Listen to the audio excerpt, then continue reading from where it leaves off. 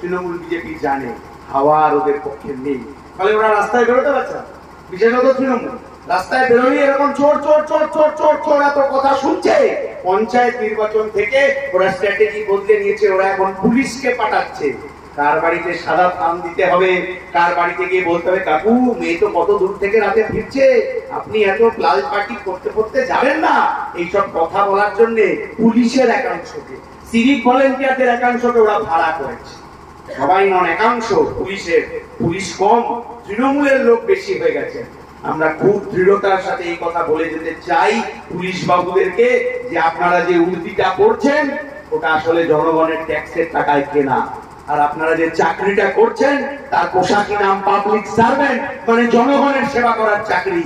চোর চিটিং বাজদের রক্ষা করতে যাবেন না, হাওয়া চিরকাল একরকম থাকবে না, চোর চিটিং বাজরাও চিরকাল জেলের বাইরে থাকবে না।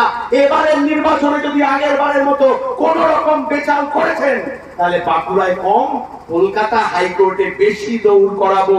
এই কথা মাথায় রেখে নিরপেক্ষতার সাথে এবারের ভোটটা লড়তে হবে।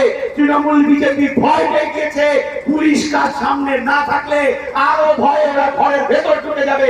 ফলে সাধারণ মানুষকে, শ্রমজীবী মানুষকে, গরিব মানুষকে, নিম্নবিত্ত মানুষকে, দলিত মানুষকে একসাথে রাস্তায় নেমে আমার আগামী দিন যাতে আর একটু ভালোভাবে আমি এই বাংলায় বেঁচে পড়তে থাকতে পারি, ফসলের ন্যায্য দাম পেতে পারি, শ্রমিকের ন্যূনতম মজুরি পেতে পারি, তার জন্য 25 তারিখ সকাল সকাল ভোট কেন্দ্রে গিয়ে কাস্তে হাতুড়ি তারা চিহ্নে নীলাঞ্জন দাস গুপ্তকে ভোট দিয়ে জয়যুক্ত করবেন।